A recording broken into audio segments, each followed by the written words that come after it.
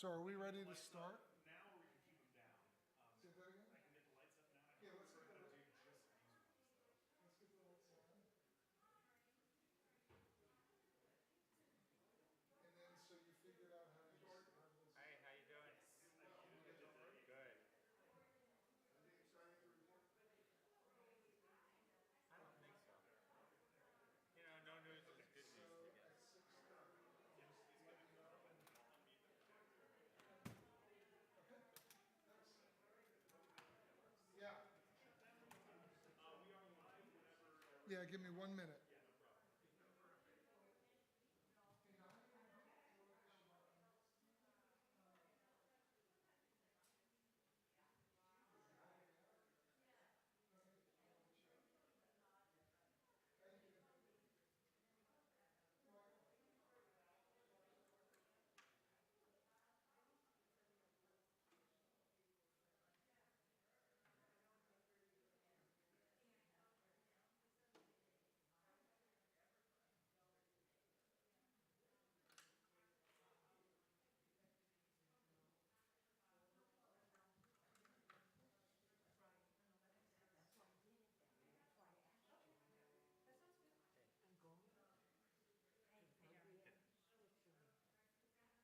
Yeah?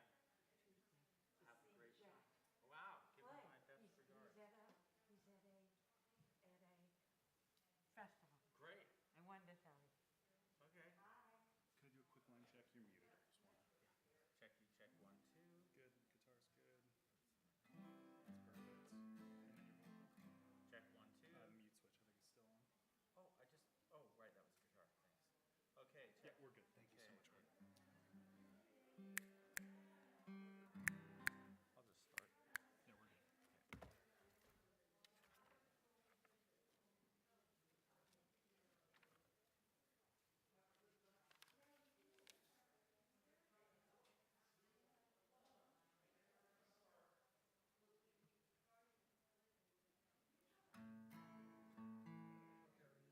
Yeah, we're good.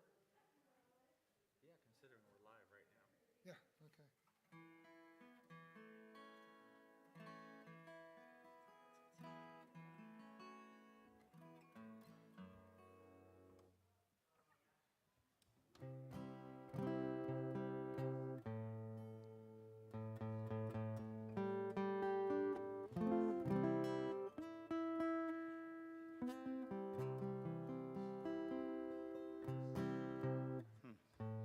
Out of tune. La la la la la la la la la la la la la la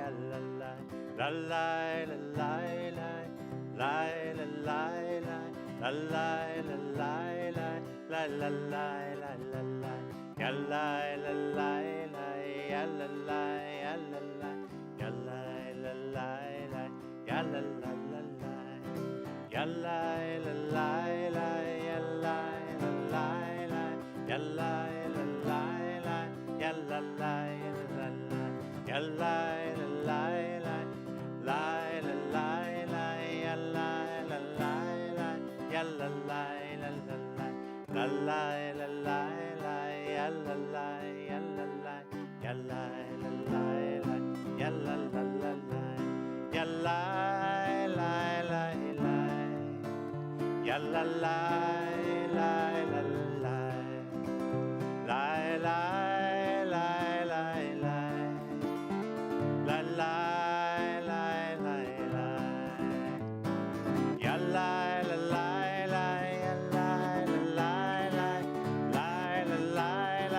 la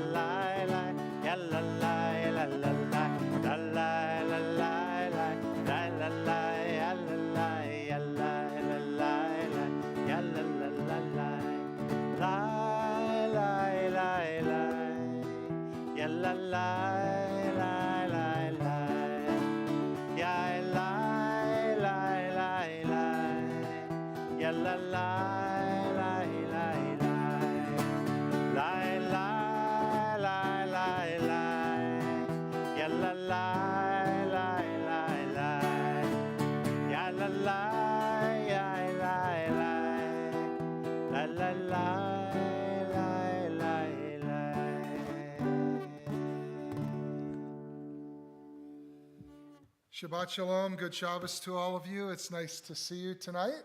Some of you I haven't seen for a little while. Michael and Leslie, good to see you. And Susan and Steve and others who I haven't seen for a little bit. I know we need rain desperately, but I have to tell you, it's been such a beautiful week. The weather has been so nice. I treasure this when we have weeks like this. So I hope you've all been doing well. Special acknowledgement to Aaron Alter Starr and Anna. Aaron's going to be speaking a little bit later in the service about his experience living in Ukraine and leaving Ukraine. And I'm going to talk a little bit more about that later, but we're so happy you're with us tonight. Thank you. We're going to start our service with the lighting of our Shabbat candles. I'd like to invite Nadia Schmieder to come up to do that. You can follow along on page 120 in your prayer book.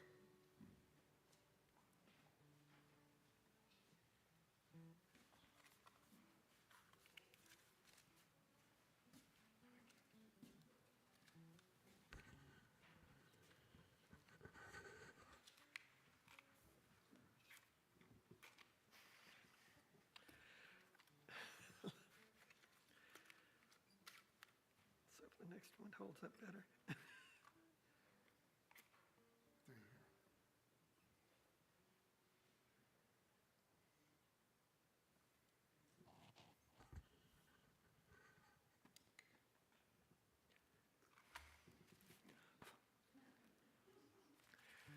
Baruch atah Adonai Eloheinu melech haolam asher kitshanu b'mitzvotav v'tzivanu lahadlik ner shel Shabbat. Baruch atah Adonai, Eloheinu melech haolam, asher kitshanu b'mitzvotav, v'tzivanu lahadlik ner shel Shabbat. Please turn to page 138. We're going to continue with the singing of Lecha Dodi, one of the traditional Friday night songs, prayers. We're going to do the first three stanzas, or the first two stanzas, and then the last two stanzas. You can keep guessing if you want, or I think I'd it's be 1, happy 2, to just tell 1, 2, everybody. 8, and 9. But why don't you tell them? You can tell them. Or I could keep guessing. We could draw lots. We'll do. We usually do 1, 3, 8, and 9. No, I'm sorry. You're right. 1, 2, 8, and 9. 8, 9. And remember to stand at the very end, If you can. if you can. Lecha Dodi likrat kala, Penei Shabbat mekabela. Lecha Dodi likrat kala, Penei Shabbat mekabela. Shamor v'zachor, b'dibur echad hishmiyanu. El hamyuchad Adonai echad, u'shemo echad, shemu tiferet b'litila.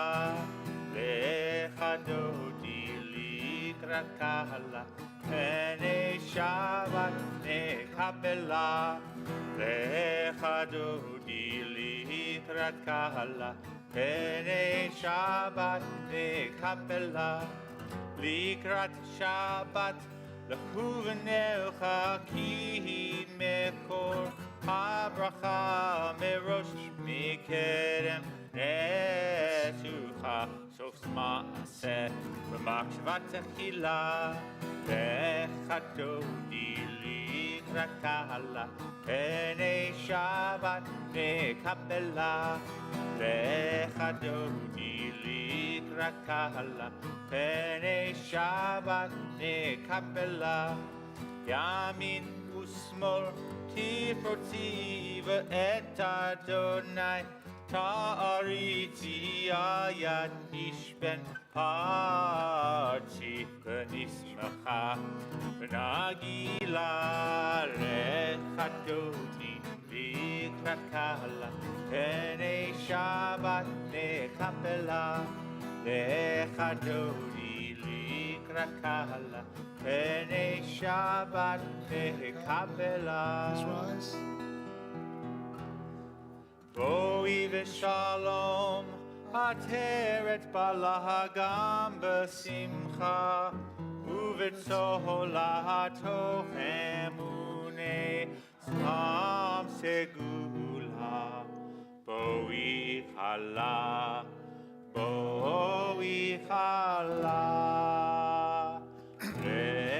v'chadodi likrakala B'nei Shabbat nekabela B'chadodi likrat kahala B'nei Shabbat nekabela. The Chatzi Kaddish is on page 144. Yitkadash Shemei Rabbah Yalma divrach irute v'yamlich malchute b'cha yechon uv'yom echon uv'chaye d'chol Beit Yisrael bagala uv'izman kahariv v'imeru amen Yehei Shmei Rabbah Mavorach Lu'alam Ulal Me'al Maya Yitbarach Yitbarach, v'yishtabach, v'yitpa'ar, v'yitroman, v'yitnaseh, v'yithadar, v'yithaleh, v'yithalal, shemei dekudasha barichu, ve'la mikol birchata v'shirata, tushbechata v'nechemata, damiran b'yalma, v'imeru, amen. The Baruch is on page 146. Yai la la la la la la la. Yai la la la la la la la la. Lai la la la la la la la la la. Lai la la la la la la la la. Yai la la la la la la la la la. Lai la la la la la la la. Barechu et Adonai HaMevorach Baruch Adonai HaMevorach Le'olam Va'ed HaMevorach Le'olam Va'ed. Please join me at the bottom of page 149 as we read this passage together in English. This is an hour of change. Within it we stand uncertain on the border of light. Shall we draw back or cross over? Where shall our hearts turn? Shall we draw back, my brother, my sister, or cross over? This is the hour of change, and within it we stand quietly on the border of light. What lies before us? Shall we draw back, my brother, my sister, or cross over? Baruch atah Adonai Hama'ariv Aravim. And please join me again in the English at the top of page 151. As you taught Torah to those whose names I bear, teach me Torah too. Its mystery beckons, yet I struggle with its truth. You meant Torah for me. Did you mean the struggle for me too? Don't let me struggle alone. Help me to understand, to be wise, to listen, to know. Lead me into the mystery. Baruch atah Adonai, Ohev Amo Yisrael. Shema Yisrael Adonai Eloheinu Adonai Echad.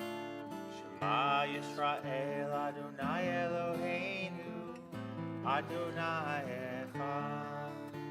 Shema Yisrael Adonai Eloheinu Adonai Echad. Shema Yisrael Adonai Eloheinu Adonai Adonai Echad. Baruch Shem Kevod Malchuto, Leolam Va'ed. Baruch Shem Kevod Malchuto, Leolam Va'ed.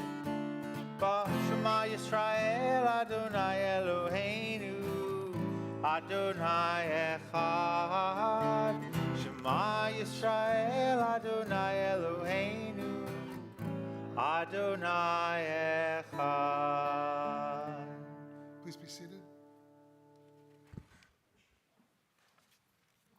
V'ahavta et Adonai Elohecha v'chol lavavcha uv'chol nafshecha uv'chol meodecha v'hayu hadvarim ha'ele asher anochi mitzavacha hayom al levavecha v'shinantam levanecha v'dibarta bam B'shivtecha b'veitecha uv'lektecha v'aderech uv'shochbecha uv'kumecha u'kshartam la'ot hayadecha v'hayu latotafot bein einecha u'chtavtam al mezuzot beitecha uv'isharecha lema'an tiskaru v'asitem et kol mitzvotai Vitem Kedoshim Lelohechem,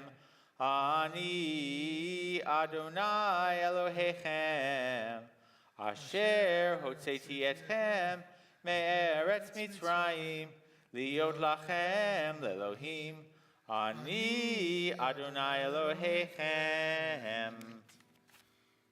Page 157. Standing on the parted shores of history, we still believe what we were taught before ever we stood at Sinai's foot, that wherever we go, it is eternally Egypt, that there is a better place, a promised land, that the winding way to that promise passes through the wilderness, that there is no way to get from here to there except by joining hands and marching together. Micha Mocha is on page 158. Yam bam bam bim bim bye ya ba bye bye bim bam. Yam bam bam bim bim bye ya ba bye bye bim bam. Ya la la la la la ya ba bye bye bim bam.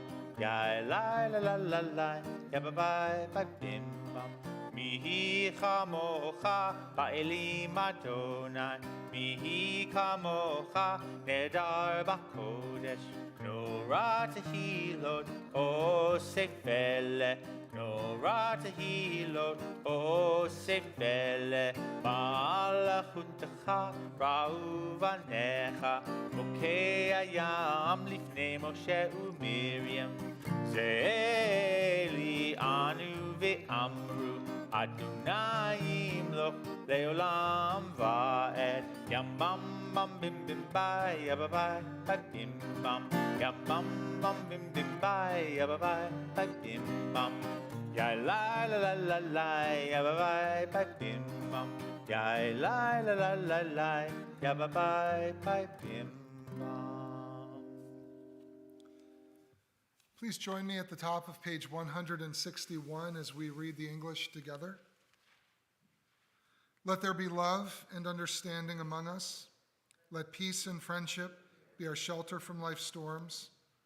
Adonai, help us to walk with good companions, to live with hope in our hearts and eternity in our thoughts, that we may lie down in peace and rise up waiting to do your will. Baruch atah Adonai, haporei sukat shalom, aleinu ve'al kol amo Yisrael, ve'al Yerushalayim. Let there be love and understanding among us. Let peace and friendship be our shelter from life's storms. Let there be love and understanding among us. Let peace and friendship be our shelter from life's storms. Haskivenu Adonai Eloheinu l'shalom. Shalom. V'hamidenu shomrenu b'chayim. Ufros aleinu sukat shlomecha. Ufros aleinu sukat shlomecha. Amen. Ashkivenu Adonai Eloheinu l'shalom, l'shalom. V'hamidenu shomreinu b'chayim. Ufros aleinu sukat shlomecha. Ufros aleinu sukat shlomecha. Amen.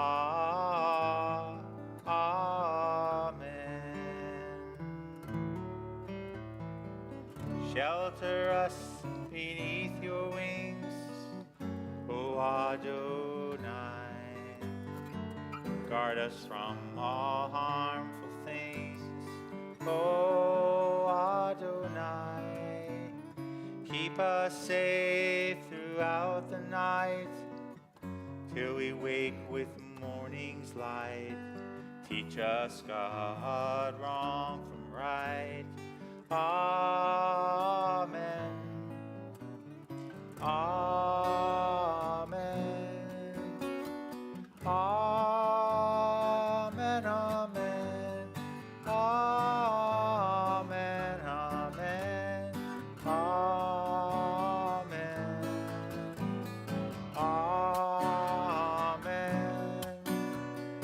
Amen. Amen. Amen. Amen. Amen. Amen.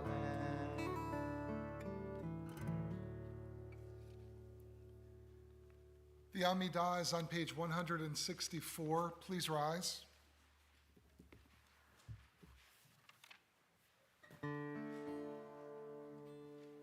Adonai sefatai tiftachu fi yagi tehilatecha.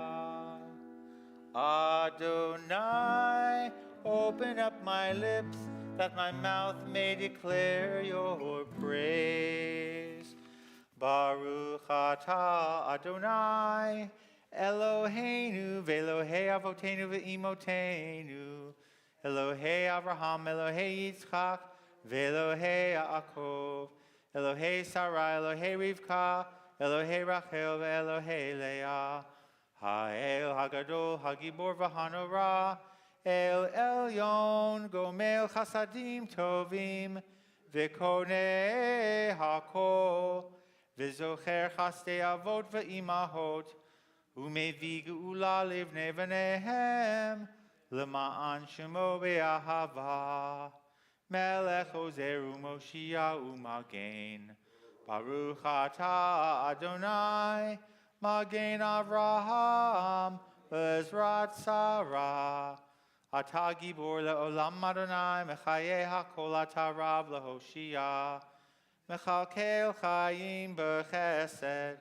Mechaye HaKol B'Rachamim Rabim, Somech Noflim V'Rofei Holim, Umatir Asurim, Umekayem Emunato, Lishenei Afar, Michamocha Ba'aguvurot, Umidom Melach, Melech Memit, Umechaye, Umatzmiach Yeshua, V'ne'eman Atah L'Hachayot HaKol, Baruch Atah Adonai, Mechaye HaKol. Atah Kadosh Shimcha Kadosh, Ukdoshim B'chol Yom Yahalalu Chasela, Baruch Atah Adonai, Ha'el HaKadosh.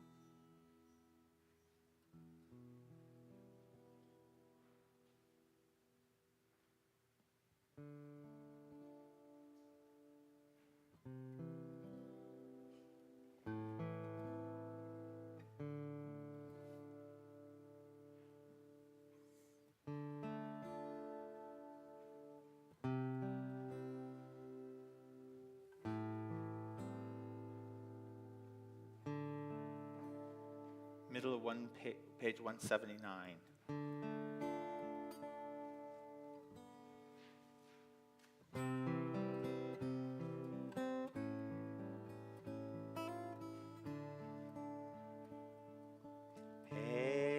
Hey, oh, oh, hey, hey, oh,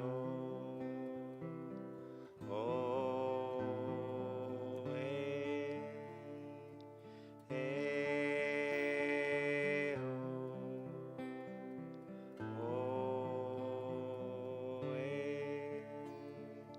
hey, oh, oh, hey.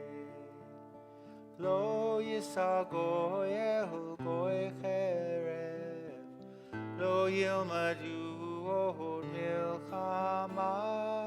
Lo yisago yehu goy cherev, lo yilmadu od milchama. Lo yisago yehu goy cherev, lo yilmadu od milchama. Lo yisago yehu goy cherev, lo yilmadu od milchama. And that can go at the same time as eh, oh, oh, eh, eh, oh, oh, eh. Lo yisago yehu goy cherev, oh, kama. Lo yisago yehu goy cherev, lo salu milchama.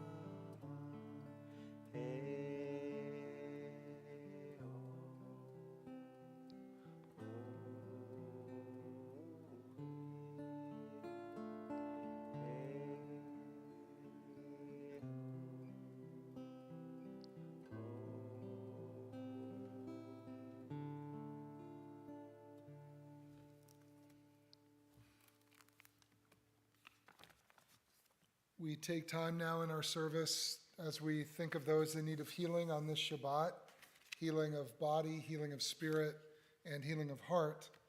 We ask God to bestow the bracha, the blessing of refuah shlema, full and complete healing on the following men and women from our congregation or those known and loved by our community: Lynn Feingold, Ilana Massey, Kevin Brackett, Michelle Camisia, Joshua Hyman, Diane Butler, Elsa Loach, Jesse Friedman, Beverly Eigner, Ed Eston, Marjorie Gilberg, Michael Blend, and Jim Mattis. And if anyone has a name they wish to add to our list, I invite you to please do so.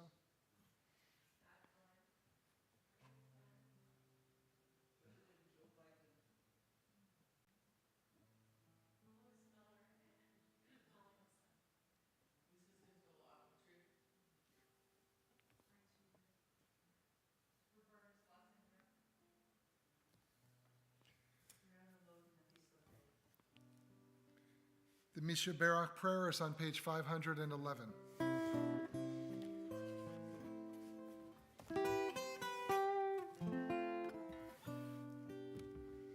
Mishe berach imotenu, kor habracha lavotenu.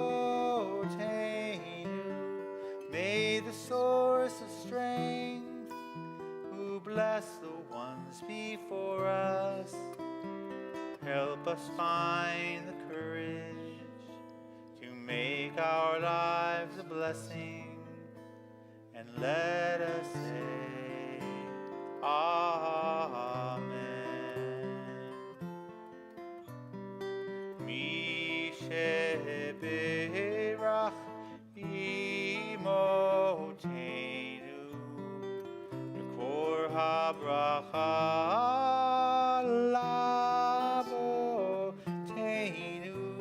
bless those in need of healing with refuah shlema, the renewal of body, the renewal of spirit, and let us say, Amen.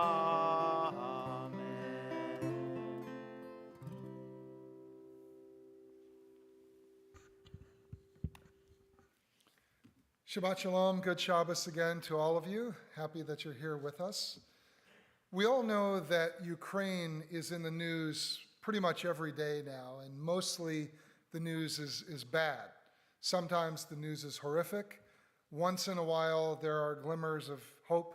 For example, today, the decision to release grain from Ukraine that was brokered by the United Nations. But the war in Ukraine has been ongoing. It has been affecting the entire world. And we had CBS member Deborah Alter-Starr several weeks ago speak about the situation and talk about her son Aaron's experience there, along with his girlfriend Anna, when they were in Ukraine and then after they were able to escape. We are very lucky tonight that we have Aaron, who's with us to talk about his experiences both in Ukraine and trying to get out of Ukraine at the outset of the war. And I think you're going to find it very illuminating, very interesting. Aaron is a Napa native. I think you lived in Yountville and Napa, went through the public school system. Which high school did you graduate from? Vintage. Graduated from Vintage, went to Pomona, and wound up teaching English in Ukraine for quite a while. He'll be talking about that. Came back, decided he missed his girlfriend Anna so much that he wanted to go back again, and then went back to Ukraine. His claim to fame, though, I think, is the fact that you were at our religious school here at CBS. Was it from grades 1 to 4? I think so, if I remember correctly. So we're very happy you're back. We're intrigued by what you have to say, and we really honor the experience that you and Anna have had. And I want us all to welcome you tonight as we hear about your experiences over these past several months and even the last couple of years. Aaron Alter-Starr.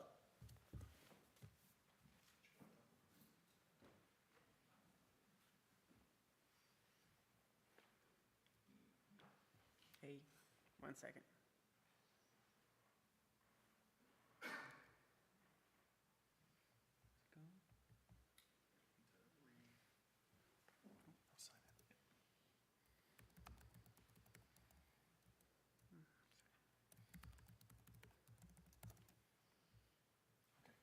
All right. So, hello everyone. My name's Aaron.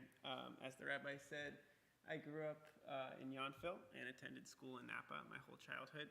I actually went to CBS from grades 1 to 4, did Sunday school, so ate a lot of bagels, drank a lot of kid wine. It was a lot of fun. And yeah, so I graduated from Vintage High School.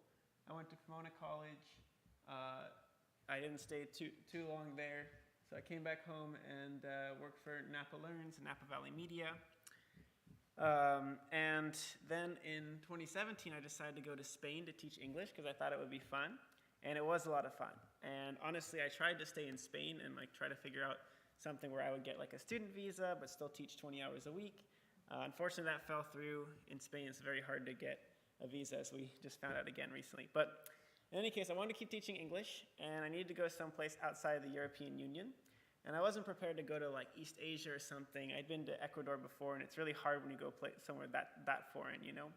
So I decided to pick Ukraine because it was outside the EU, and it was an awesome decision. I just loved it there from the very beginning. So here you can see me in my first ever teaching job. I realize it's a little hard to see, but I did this English-speaking club at a school really close to where I lived. And then later I found more of a full-time job there. So Ukraine is often confused with Russia. You can see Ukraine in yellow and the much larger Russia in red. But I was in Kiev, which is in the very center of the yellow region you see there in Eastern Europe. So anyways, living in Ukraine is pretty amazing for Americans, or at least used to be. We're treated like celebrities, like there are just so few Americans who actually make it out there, but they love American culture. You know, they love our movies. You know, there's a lot of great burger places. There's McDonald's everywhere. In any case, you're treated really well. The cost of living is just incredible. So, like, you know, here in Uber rides usually about $10 to $15. There it's like $2. You can rent a really nice apartment for $500 a month in the very center of the capital city. So on my teacher's salary, which started at 11 bucks an hour, I was living like a king. So that was pretty sweet. And then later I got up to like 20 bucks an hour, which was awesome. And I met a lot of cool people. Like seriously, this is what kept me in Ukraine, was all the friends I made there. And actually the first time I went, I didn't meet Anna just yet, but later I did meet her. And you can see her in the picture there. This was after I'd been in Ukraine for almost a year. And my parents on the left came to visit. So yeah, it was a lot of fun. Anyways, in June 2019, after being in Ukraine for a year and a half, I moved back to Napa. I finished my degree in AU online. I taught at Justin Siena High School. And honestly, I had a pretty nice life in Napa. I mean, it's beautiful, right? I love working at Justin. But I missed Ukraine a lot. And so I decided to move back. And I got a job working in marketing, a job that I still have, although it's a little weird hours to work for a Ukrainian IT company because they're 10 hours ahead of us. So yeah, here's some pictures from when I moved back. You can see it was snowy when I got there, and then not as snowy. Here's my office where I used to work. And honestly, I only worked there for the first 3 weeks or so, and then I got tired of commuting, so I just started working from home. But I had a nice little corner office with plants. It's a really cool new building. Unfortunately, they finished constructing it like right as COVID hit. Like it was finished in March 2020. So giant office, and there's like almost no one there. But it was easy to get a cool office. Oops. Here is the view from my apartment window on the left. You can see it's really pretty. And on the right, this is the street where I spend a lot of time. There's a lot of cool restaurants where my gym is. It's called Kolovsky Spust, so really beautiful city. Is it okay, the pictures, or are they too small? Okay, you can see them? All right. This was Anna's last birthday party. Last year was a lot of fun. We went to this city beach club, is what it's called. It's like got a bunch of pools and beach volleyball places, and you know, obviously the river's just there, so that was a lot of fun. Here's my Frisbee group. So every weekend we play Frisbee at one of the really big parks there. So yeah, I had a great social life. And then, you know, we started to hear the news that there might be a war. And so a lot of people were saying, well, you should either leave the country or at the very least move to the western part of the country. So here, Anna and I went to the western part of the country. This is called Lviv. It's right on the Polish border. And we had a nice little week there. But you know, everyone kept saying, it was kind of like a little bit of Chicken Little, like the sky is falling, the sky is falling. Everyone kept saying the war is going to happen tomorrow. And at this point, they'd already been saying that for about 2 months. So we kind of were like, okay, well, we can't just like live here forever. We kind of want to go back. So we went back to Kyiv. And literally the next day, the war started. So yeah, there were, you know, we woke up, there were all these explosions because the Russians had bombed every single airport. There were 3 big airports in Kyiv, 2 passenger ones, 1 military one. And obviously everyone was like really worried and listening to the news and reading the news. And, you know, it sounded like the Russians were just advancing everywhere. So yeah, it was pretty scary that morning, February 24th. And then we saw on TV Putin basically saying that he is going to invade Ukraine. He doesn't call it a war. He calls it a special military operation. And he gave like a really long speech, and honestly, you know, he says a lot of stuff that's just an obvious lie, but the main thing of what he communicated was that like Russia has a lot of, you know, citizens who are outside of its borders. So like if you see on the map on the left, like there are countries that border Russia that have a bunch of what he calls ethnic Russians, like people who grew up speaking Russian as their first language. But it's still kind of ridiculous to call someone ethnic Russian. Like my girlfriend's family, both of her parents grew up speaking Russian, and they have like Russian last names, but they're still Ukrainians, right? Like if you have Russian ancestry and you grow up in America, you don't say I'm Russian, you say I'm like maybe Russian American or American.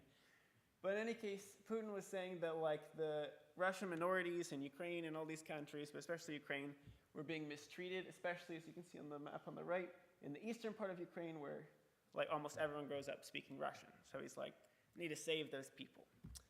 And does that remind you of any previous dictator that we've had in history? Maybe this guy with his Lebensraum speech. He said that there are Germans all outside of the borders of Germany and we need to reunite them, and that gives me the right to invade other countries. So, history repeats itself. So anyways, we got in the car. Thankfully, my mom had, been bugging me a lot about, like, you need to have an escape plan. So one of my friends, her husband has, like, a security company. I paid him, like, $2,500 to, in the event of the war, drive me out of the country. And we literally paid him the day before the war. So literally the next day, I called the guy, like, hey, we got to get out of here. So yeah, here is us getting in the car trying to get out of Kiev. And it was really hard to leave Kiev. So let's see if this works. Nope. Okay, so, and then let me make it full screen. So you can see that a lot of people were literally just walking out of the city for about, 20, 30 miles by foot with all their stuff. We were lucky enough to have a car, but we even thought we wouldn't be able to get out of Kiev because there were just so many cars, and there were so many roads where the traffic just didn't move. Luckily, our driver, like, at one point got out of the car and, like, scouted ahead and then came back and was like, oh my gosh, this, like, line of cars we're in, it's just for a gas station. So if we go, like, off-road and kind of drive around them, we can pass the cars going to the gas station and get out of the city. So we were able to get out, and we didn't have to do this walking, at least not for a little bit. Oops, how do I go to the next slide?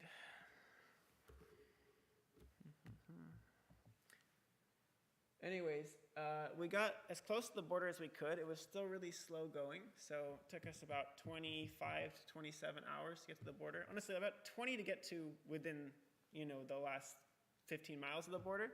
But then the line of cars was just insane. It didn't move. And again, we kept trying to, like, kind of go around cars and figure out a way to get the border, but it just became impossible. And so when we were about 5 miles away, we just got out of the car, and hopefully this works. Yeah, okay. We had to walk the last 5 miles with our suitcases, which a lot of people were doing, as you can see. And thankfully, the wheels on our suitcase didn't break. We saw a lot of broken ones because, the road is kind of rough, and yeah. So after that, we did get to the border, and we entered the first in a series of very long lines. So the first line looks something like this.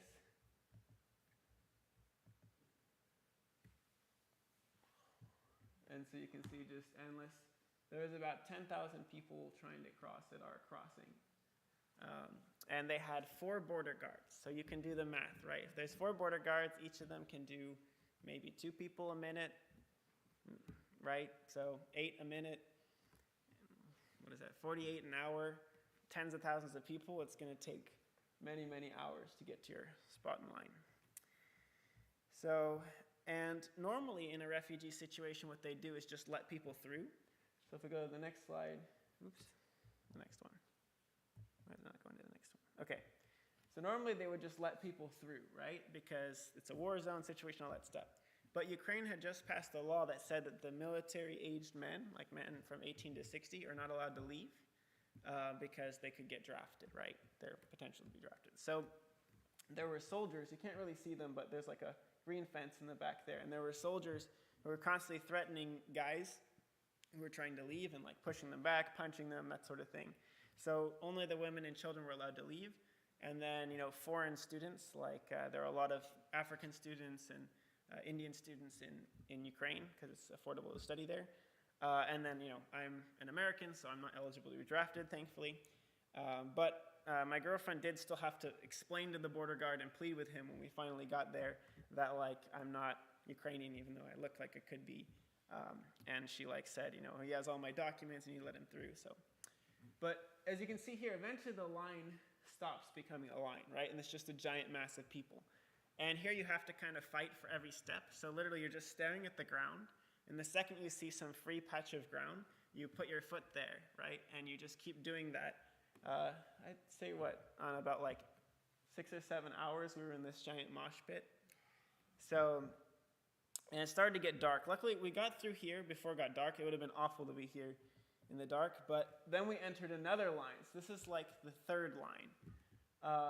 And this one moved super, super slow. This is the one that actually had the people who stamp your passport, not just border guards with guns. And we had to wait here all night. It was about 30 degrees or so, like -1, -2 Celsius. And yeah, that was pretty brutal. And there was, this entire time there's no toilets, no food. Although we didn't want to eat, we were both like not in the mood to eat. So yeah, it was pretty hard. Also, at different times they would threaten us because the crowd would get kind of unruly. People were just nonstop screaming the whole time, like, "I have a kid, you need to let me through," or "This is ridiculous." And people also didn't like that I was there because I was a man. They thought that was unfair. But eventually, after about 23 hours of being in line, we made it to the Polish border. And the Poles were super nice. They weren't threatening anyone, like trying to say that you're a traitor. So, yeah, they just stamped us, let us through. And Anna's sister and brother-in-law met us in their car and picked us up and drove us to their apartment. So that was pretty sweet. We stopped at McDonald's. Yeah, so that was amazing. It was so euphoric to finally cross the border. We never thought we'd be able to. And honestly, it was really sick the whole time too. So, trying not to throw up and stuff. So that was awful. And it was free. We only had one glove and one hat between the two of us, like one beanie. So we kept like switching the glove to keep our hands warm. Luckily, I had a few hoodies I was wearing. So anyways, that's kind of the basis of my experience, right? Because I haven't been back to Ukraine since. But I'm just curious, raise your hand if you feel like you know a lot about the Ukraine war. Like you can explain, what's been happening, what are the challenges, where the Russians are. Does anyone feel confident on that stuff? Oh, the rabbi is well read. Nice. A little bit. So that was kind of the saddest thing that I noticed, especially in Europe, because like in America, I get it. We're very far away from this. But in Europe, they're not. And a lot of Europeans were like, yeah, there's a war going over there. That's really sad. But they had no idea what was happening. And that's just so sad. It's like, literally World War II, or in some cases World War I is happening. And most people are just like, I don't really know about it. So if you don't mind, I'll spend like 5 minutes kind of explaining the basics of it to you. So basically, the Russians tried a 1-week blitzkrieg where they just sent 180,000 troops and something like 5,000 military vehicles across the border in a bazillion different directions, right? Northwest of Kiev, north of Kiev, northeast of Kiev, all on the northern border, on the eastern border from the south, right? So it worked for the Nazis. Unfortunately for Russia, it didn't work as well as they'd hoped. They got bogged down. So there was a 40-mile convoy of military vehicles, literally, like you could see it from space, heading towards Kiev. And, obviously that was really intimidating, and I was like, oh my gosh, they have so much numbers, they got so many, so many weapons, like, how are we going to stop this? So it was really scary, especially to read in the news, because Anna's family lives in Kiev, and, we still had friends there.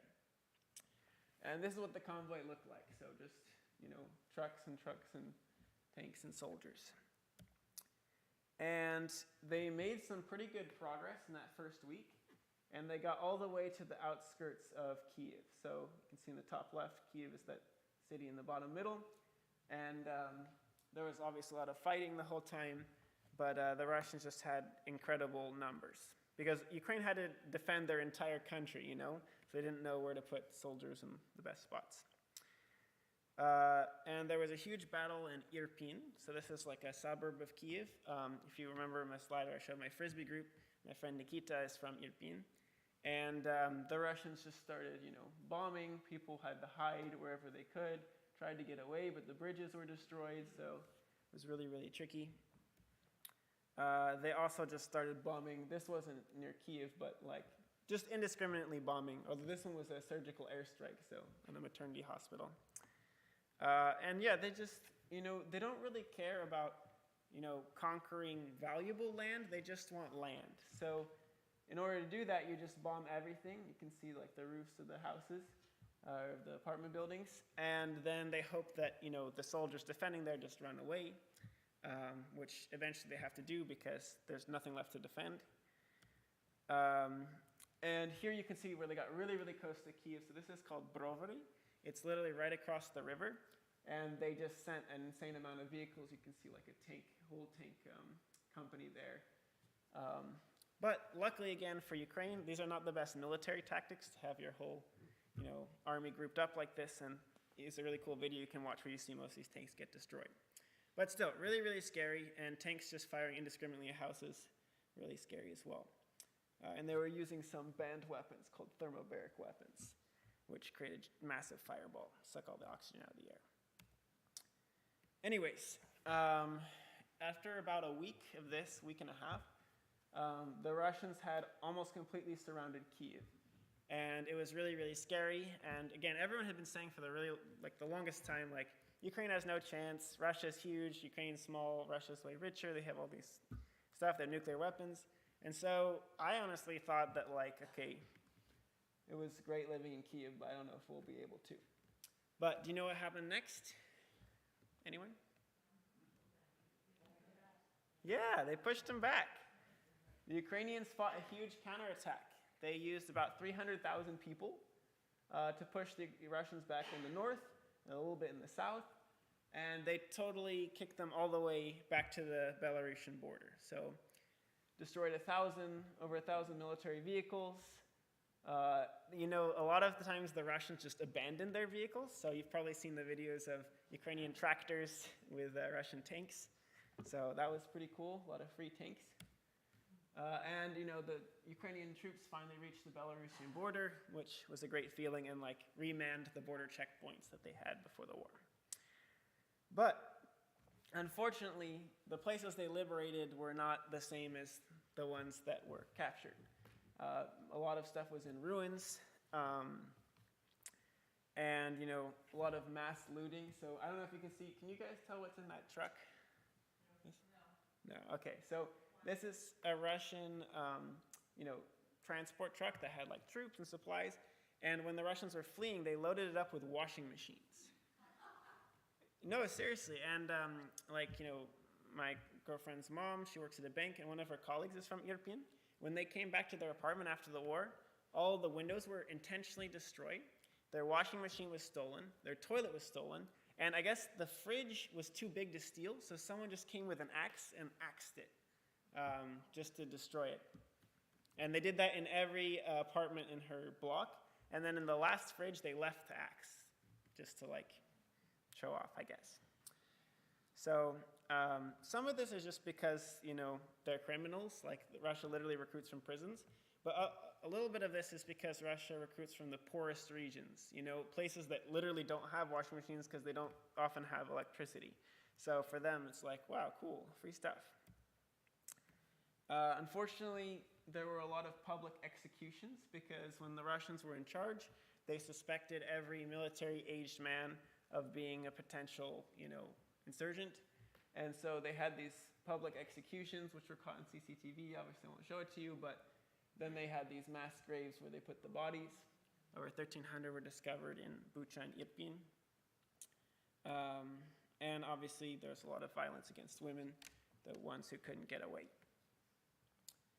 So, you know, I don't like to make comparisons, between Russians and Nazis because, like, I think we should just talk about what the Russians did wrong. But here is something that really is like what the Nazis did. So, in all of the occupied areas, right, it's more than just Kiev. It's also the south of Ukraine, east of Ukraine.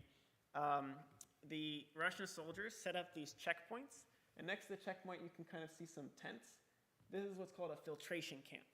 And when you're driving along, they get you out of your car, they have you go to one of these, you know, they take your documents, they have you go to one of these filtration camps, they interrogate you, you know, they can torture you, they can do whatever they want, they can hold you there forever, they can make you disappear, and you just hope, you know, that they don't accuse you of being a nationalist and, you know, disappear.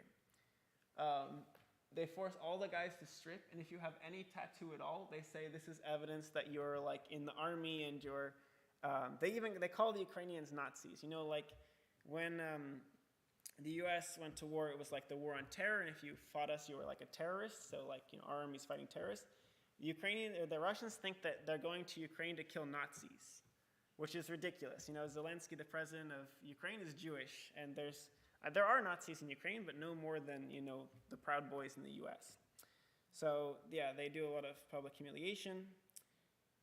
So basically from about April until now, right, over 3 months, it's just been kind of a stalemate in the east.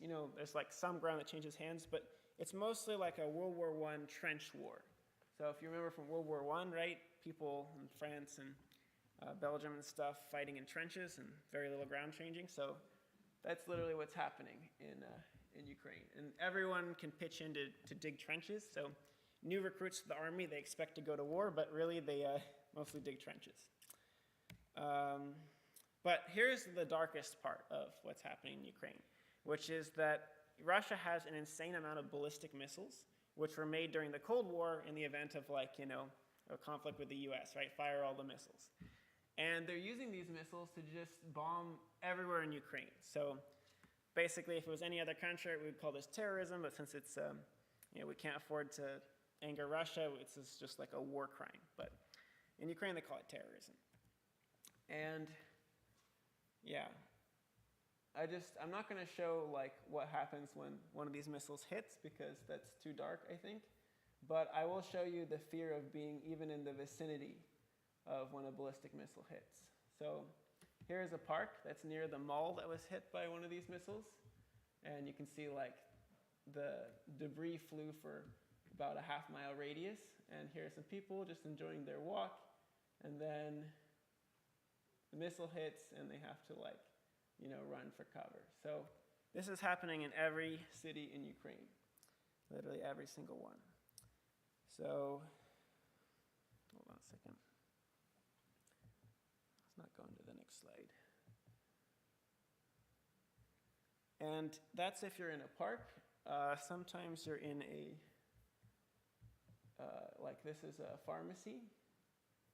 And, you have to duck for cover, so they do drills on what to do. And the issue is, because you never know where the missile's going to go, there's air raids all the time, 24/7. And so either you have to live your whole life in a bunker, or you just hope that you're not going to be one of these people. And unfortunately, a lot of people have started to ignore the air raids. All right, so here's as it stands here. You can see in the east, there's a lot of land occupied by the Russians, but all of these little explosions are missile attacks from ballistic missiles all throughout Ukraine. So yeah, it's a really scary time to live anywhere. It doesn't matter how far. You can be on the Polish border, right, about 500 miles from Russia, and you're still in danger. All right, so why you should care. You can have empathy for Ukrainians and for the 400 million people who depend on Ukrainian food exports, although as the rabbi said, hopefully they'll be able to export food soon. If Ukraine loses, then Putin's going to invade more countries, right? Hitler didn't stop at Poland or Czechoslovakia. And then there's other dictators in the world that like to invade their neighbors, like China. Inflation and the stock market are not doing too well, and they'll only get worse. And yeah, there's a lot of disruptions that come with war. So last thing here is what you can do, right? A lot of people ask me, what can I do? So I would say the most important thing is to donate to the Ukrainian army, because if the Ukrainian army doesn't win, then what was it all for? And they always need more stuff. So right now, there are 1.5 million Ukrainians who've enrolled in the armed services voluntarily, said, here's my name, here's my information, call me up.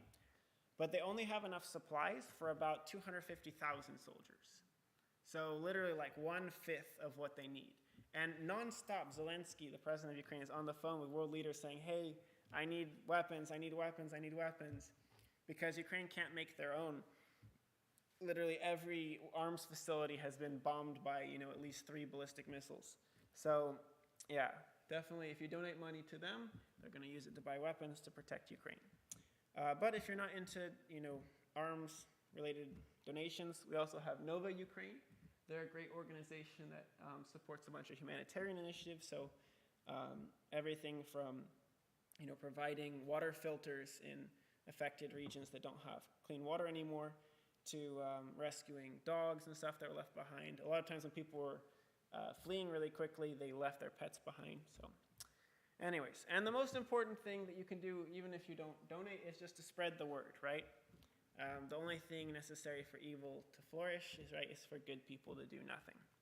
So, yeah, thanks for your time.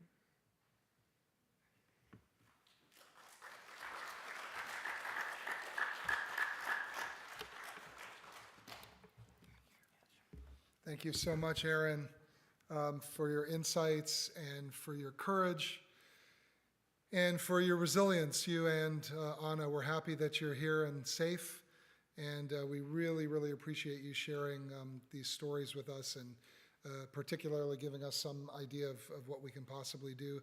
Will you be able to stick around a little bit for the oneg afterwards if people have some follow-up questions? Good, thank you. We're going to continue with the Aleinu on page 586. Please rise.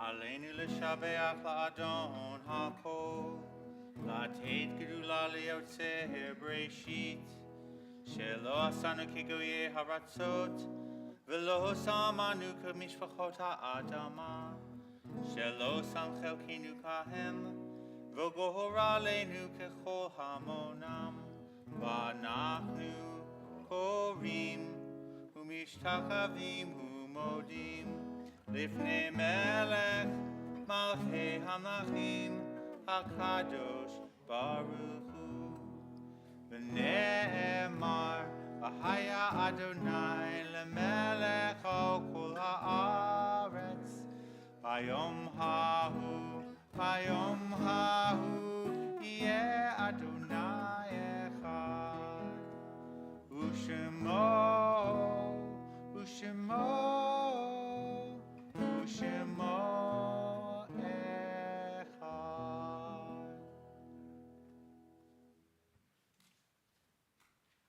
Please be seated.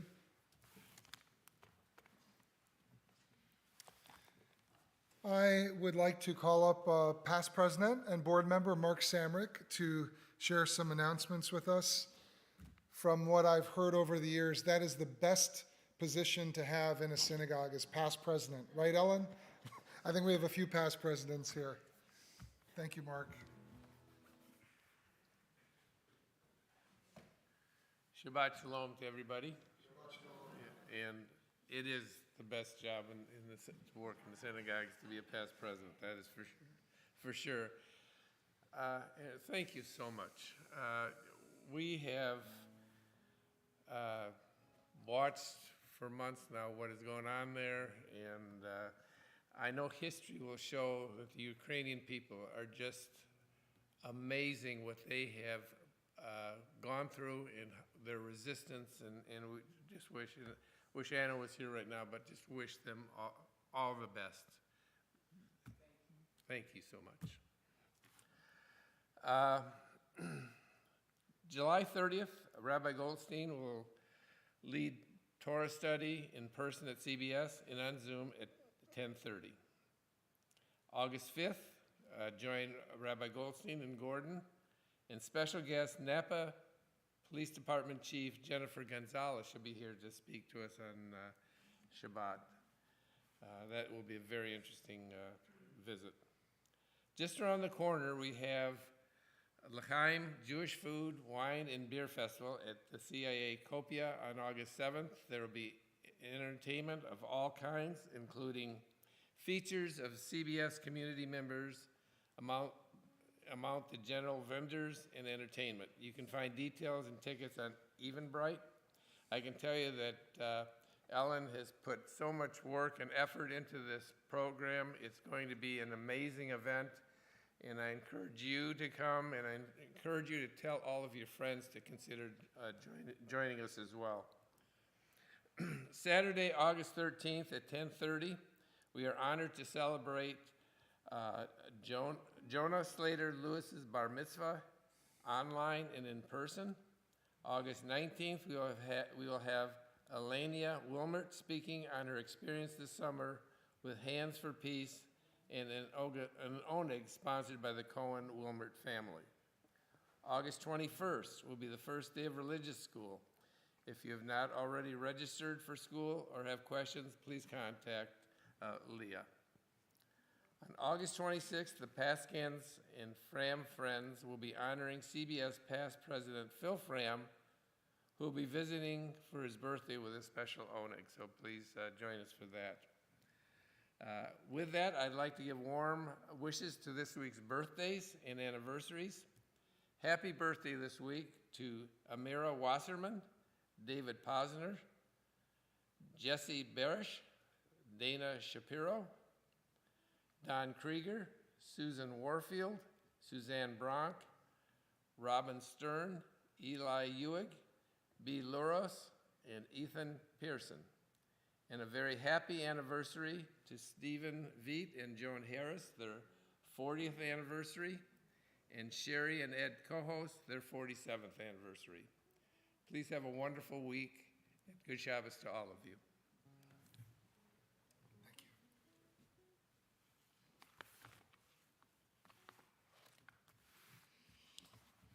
As we reach the end of our service, our thoughts turn to those who have departed this earth, our own loved ones, those whom our friends and neighbors have lost, the martyrs of our people whose graves are unmarked, and those of every race and nation whose lives have been a blessing to humanity. As we remember them, we meditate on the meaning of love and loss, of life and death. We remember those who have died during this past year: Arnold Trombler, Erica Cornelison, Gladys Shubin, Richard Magano, Clark Smith, Stephanie Rab Axner, David Ernesto Kaplan, Pat Pate, Annette Goldberg, Maggie Sherman, Sandra Banco Fichtenberg, Nicholas Huff, George Montano, Dean Wilson, Norman Charney, David Alpert, Renee Munoz, and Michael Cossin. We also remember and honor the yahrzeits, the anniversaries of the deaths of Michael Danilowitz, Robert Levinson, Makla Wolstein, Doris Bloom Coopersmith, Davida Safer, Elliot E. Persile, MD, Arlene Berendis, Mike Wright, Francis Robbins, and Adolf Becker. And if anyone has a name that they wish to share, I invite you to please do so.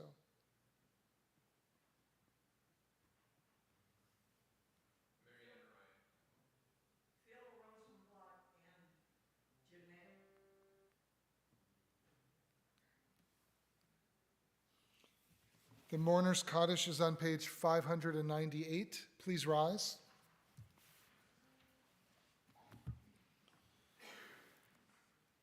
Yitgadal v'yitkadash shmei Rabbah, be'alma divrach hiratei v'yamlich malchutei, b'chayachon uv'yomachon uv'chayei dechol Beit Yisrael, b'gala uv'izman kariv v'yimru amen.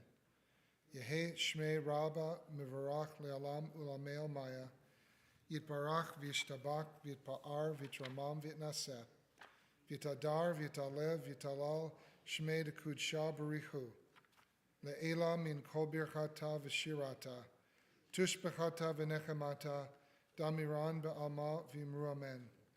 Yehe shlama rabba min shmaya, v'chayim aleinu ve'al kol Yisrael v'imru amen. Oseh shalom b'imromav, hu yaseh shalom, aleinu ve'al kol Yisrael v'imru amen. May the source of peace grant peace to all those in mourning and comfort to all those who are bereaved, and let us all say amen. Please be seated. Before we turn to the Motzi and Kiddush, we have a final song. Gordon? page 657.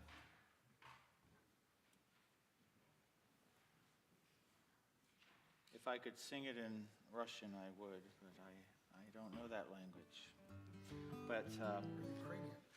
well, I think you speak, is it Ukrainian, Russian, right? Both, okay. Yeah, well, I don't know either, so, okay. This is, peace will surely come to us, to everyone, salam for us and for the entire world. Oyavo shalom aleinu, oyavo shalom aleinu, oyavo shalom aleinu ve'al kulam. Oyavo shalom aleinu, oyavo shalom aleinu, oyavo shalom aleinu ve'al kulam. Salam aleinu ve'al kol ha'olam. Salam, salam, salam aleinu ve'al kol ha'olam. Salam, salam. Oyavo shalom aleinu, oyavo shalom aleinu, oyavo shalom aleinu ve'al kulam. Oyavo shalom aleinu, oyavo shalom aleinu, oyavo shalom aleinu ve'al kulam. Salam aleinu ve'al kol ha'olam. Salam, salam, salam aleinu ve'al kol ha'olam. Salam, salam. Oyavo shalom aleinu, oyavo shalom aleinu, oyavo shalom aleinu ve'al kulam. Oyavo shalom aleinu, oyavo shalom aleinu, oyavo shalom aleinu ve'al kulam. Please rise. Baruch atah Adonai, Eloheinu melech haolam, borei peri hagafen, l'chaim. L'chaim. And in anticipation of our oneg waiting for us, please join us in the motzi. Baruch atah Adonai, Eloheinu melech haolam, hamotzi lechem min haaretz. Amen. B'tei avon. Shabbat shalom. Shabbat shalom. Shabbat shalom. Shabbat, Shabbat, Shabbat, Shabbat shalom. Shabbat shalom. Shabbat shalom. Shabbat, Shabbat, Shabbat, Shabbat shalom. Shabbat, Shabbat, Shabbat, Shabbat shalom. Shabbat, Shabbat, Shabbat, Shabbat shalom. Shabbat shalom. Shabbat shalom. Shabbat, Shabbat, Shabbat, Shabbat shalom.